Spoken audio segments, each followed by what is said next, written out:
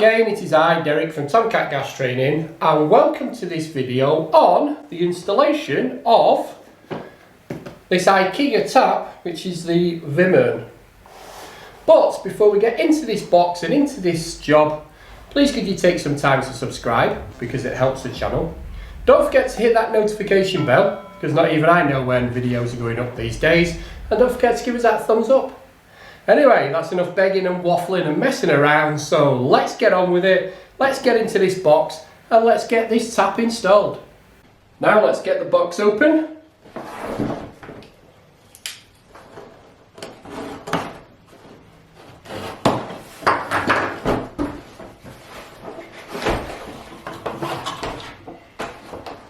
So in the box you can see we've got instructions. Don't know what that is, but there you go, we've got the instructions. They give us a spanner to be able to do the nuts in the bag there, so that's okay. Obviously the fixing kit,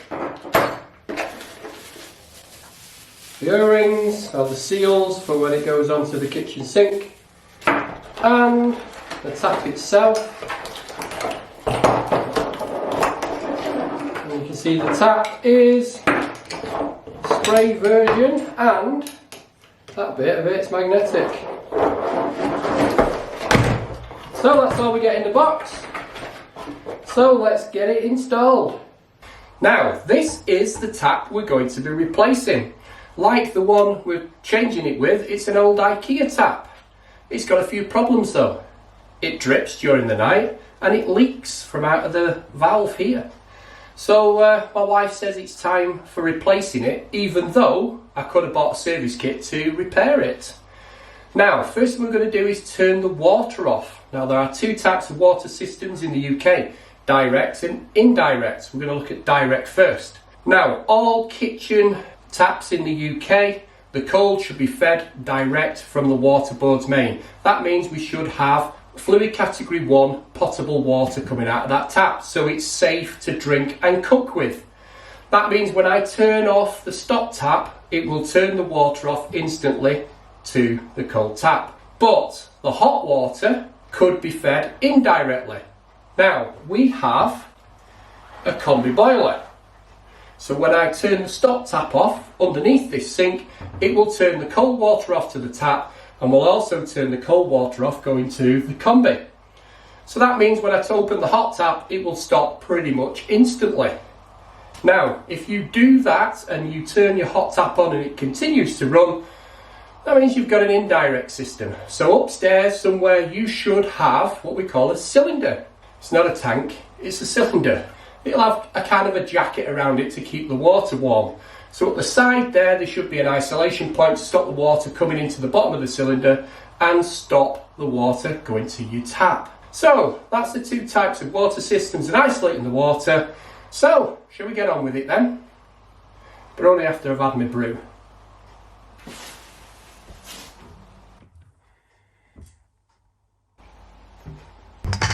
This is going to take some time.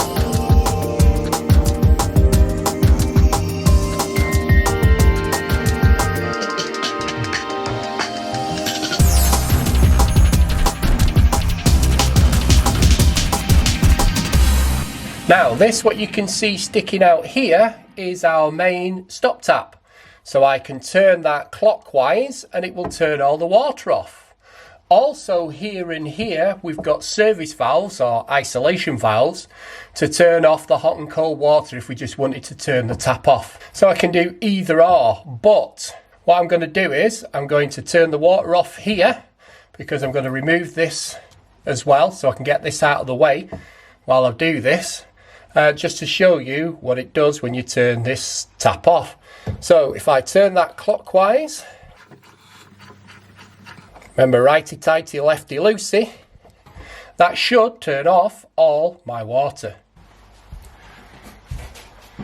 Now before you turn the tap on to check and make sure the water's turned off, do we need to turn the boiler off? Well, technically no. Just make sure your heating isn't being on at the time you're doing this. But if you do have a cylinder, just make sure you isolate your time clock so you aren't calling for demand for the hot water or the heating. This boiler won't fire up because it won't sense the flow through the boiler. So technically I shouldn't have to turn it off. That could actually cause problems by turning the boiler off. But if you want to, turn it off. So you can see we've got a bit of a drip running here on the hot water because we've got the water running from upstairs because I've opened the tap upstairs. So this could run for a little while, but if this was an indirect system, this would be properly gushing. So as soon as this stops running, we can start taking out.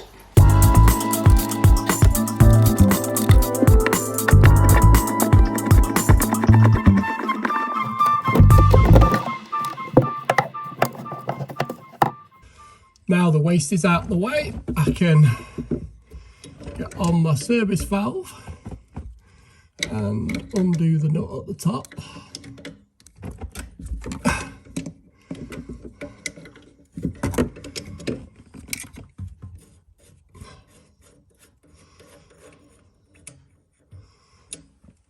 So that's the hot off, and this is the cold.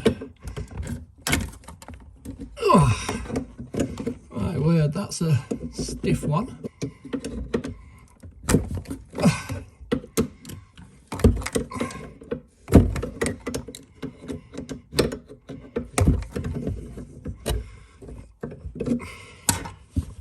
So you can see there's some water running. I've got a towel down to collect that water because there will be a little bit of water in here, as you can see. Onto the towel and be it goes. Well, that is actually the hot and that's the cold, because I can feel the hot water coming out of there now. So they were the wrong way round. Now I need to get the locking nut from underneath the tap, or the securing nut out from underneath the tap. Now I'm very lucky, I own one of these Neorad tap spanners. Now this is what they send with the new one, but that end doesn't fit the old one. So I'm lucky I've got this to be able to get in here and actually undo it, hopefully.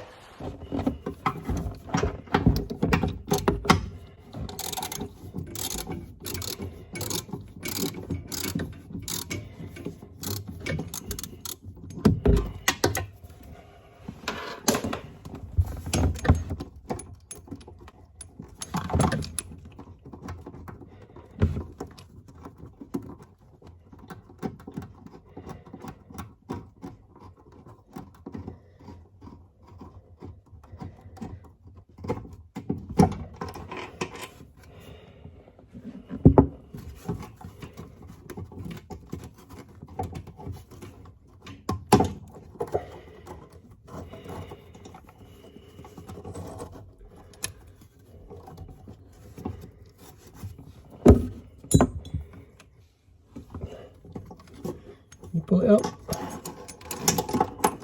I'm done. So we're now left with a dirty tide mark around the tap. So just need to give it a spray.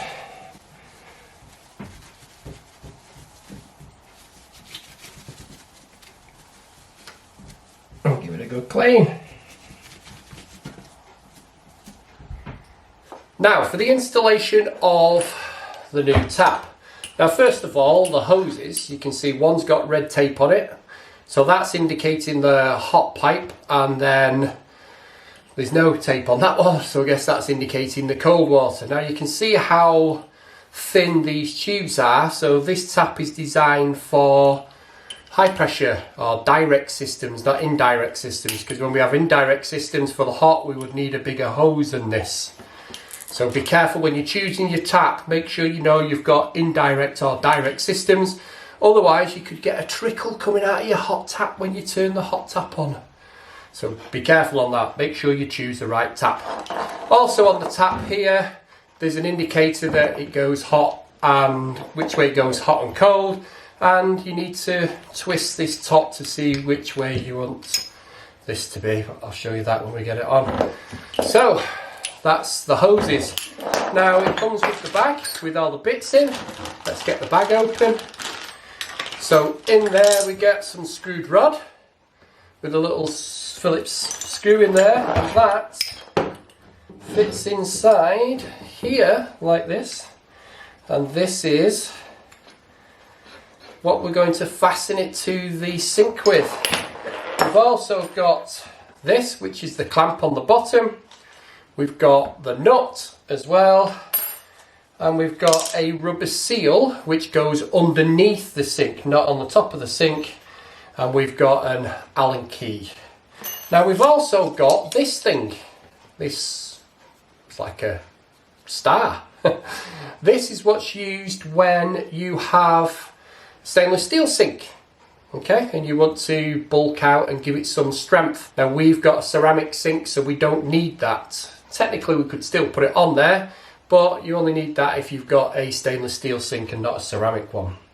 So I need to get my lovely assistant to feed the hoses down inside for me and hold the tap while I get it connected. Now we've also got this seal which seals on the top of the sink like that, but it goes through that one and then through there and then sits on the bottom of there.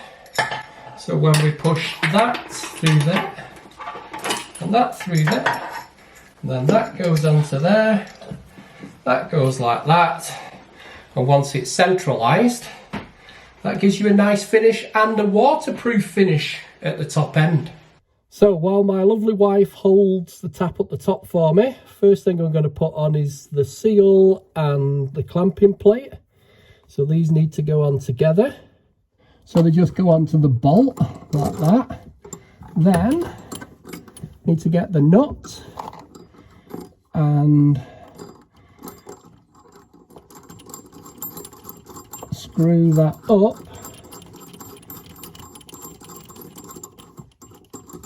so it holds in position all the way. And again, if you use this little plastic washer for this, you don't have to screw it up as far.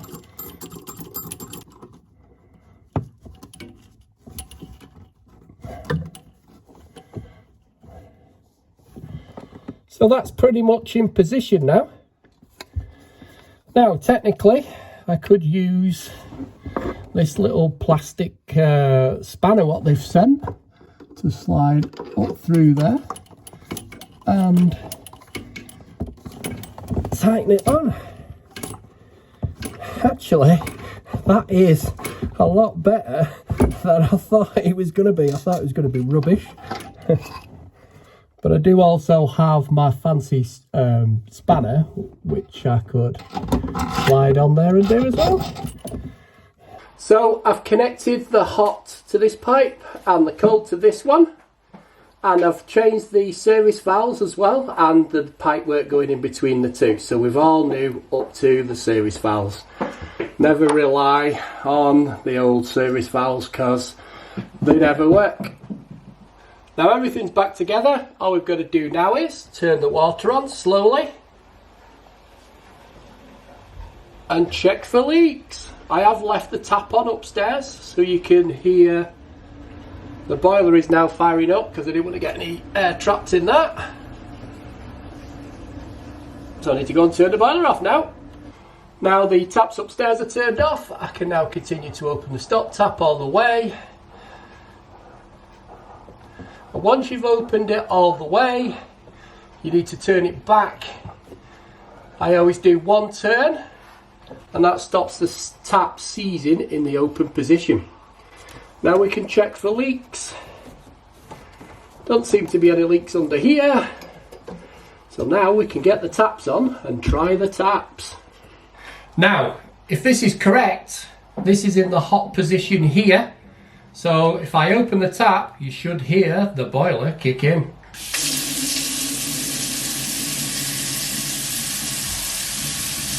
Well, we did that one right.